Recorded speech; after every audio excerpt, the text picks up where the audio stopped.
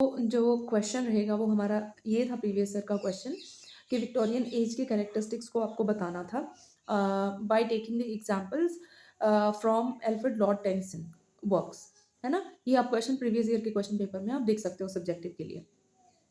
तो मैं आपको थोड़ा-थोड़ा सा जो है इसके बारे में नॉलेज देना चाहूँगी कि विक्टोरियन एज जो थी वो 1837 से लेकर 1901 तक चली थी, ठीक है।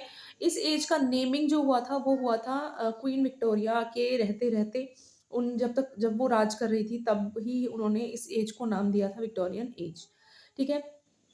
अब इस एज में जो है इस एज को एज ऑफ रिफॉर्मेशन भी कहा जाता है क्योंकि इसमें बहुत सारी रिफॉर्मेशन जो है हुई थी, इंडस्ट्रियलाइजेशन हुई थी, कॉलोनाइजेशन हुआ था, तो इसीलिए इस एज को रिफॉर्मेशन का एज भी बोला जाता है। ये था इसको इंट्रोडक्शन। अब इसके जो कैरेक्टरिस्टिक्स हैं, इसमें कैरेक्टरिस्टिक्स में आप ये लिख सकते हैं कि लोग जो है अब रियलिज्म पे ज़्यादा वर्क कर रहे थे। मतलब जैसे हमारे जो बाकी वर्क में आप जैसे कि देख सकते हैं कि उसमें जो राइटर्स हैं वो ज़्यादातर काफ़ी जो स्पिरिचुअल चीज़, रिलीजियस चीज़ के ऊपर उन्होंने ज़्यादा काम किया है। लेकिन विक्टोरियन एज में ऐसा नहीं था। विक्टोरियन एज में रियलिज़्म पे लोग ज़्यादा काम कर रहे थे। जो वर्क लिखा जा रहा था वो रियलिज़्म पे लिखा जा रहा था। ओके। फिर आता है साइंस एंड टेक्नोलॉजी। जैसे मैंने आपको कहा कि लोग अब रिलीजियस चीज़ें, बिब्लिकल चीज़ों को छोड़कर साइंस एंड टेक्नोलॉजी की side they are moving forward to science and technology. अब जो उनको स्टोरी सुना दी जाती थी उसके ऊपर विश्वास ना करके लोग उस चीज़ का तथ्य जानते थे, तथ्य जानने की कोशिश करते थे। ओके।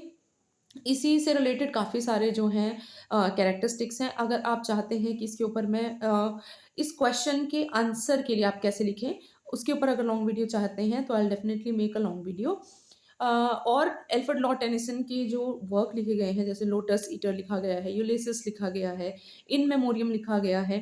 तो इन सारे वर्क्स में हम इन कैरेक्टरिस्टिक्स को बहुत ही अच्छी तरीके से डिफाइन कर सकते हैं और इन वर्क्स में इन कैरेक्टरिस्टिक्स को देखा जा सकता है। ठीक है? तो this is how you can write the answer.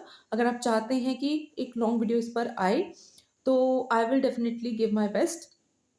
But मैं ये कहना चाहूँगी कि जो नेक्स्ट वीडियो हमारी आ रही है वो आएगी Victorian as by taking the example from Robert browning, क्योंकि जितने इम्पोर्टेंट एल्फ्रेड लॉर्ड टेनिसन हैं उतने इम्पोर्टेंट इस एज में रॉबर्ट ब्राउनिंग भी होते हैं।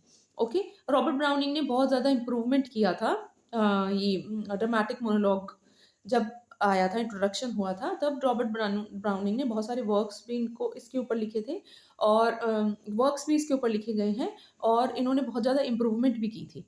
ठीक है? तो अगर आप चाहते हैं कि एक लॉन्ग वीडियो रॉबर्ट ब्राउनिंग को लेकर, एल्फ्रेड लॉर्ड टेनिसन को लेकर आ जाए, तो just let me know in the comment section.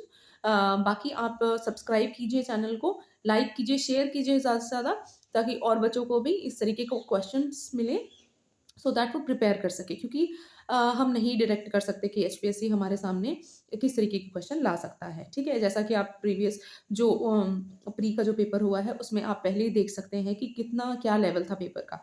ठीक है? रिजल्ट या फिर आप यूँ कह लीजिए वर्डिक्ट चाहे जो भी आए, आपको प्रैक्टिस करते रहना है। जो लोग क्वालीफाई हुए हैं उनको तो प्रैक्टिस करनी ही है, बट आप फर्दर एग्ज़ाम्स के लिए भी तैयारी कर सकते हो। ऐसा नहीं होता कि एचपीएससी ही एक एक एग्ज़ाम का या उसके ऊपर ही पूरा-पूरा भरोसा किया जा सके। जो बच्चे तैयारी करते हैं, वो डिफरेंट एरियाज़ में, डिफरेंट फ़ील्ड्स में अपने फॉर्म्स जो हैं फिल अप करके रखते हैं। तो ये this video will be helpful for all those papers like DSSB and UGC net also. ठीक है? तो इस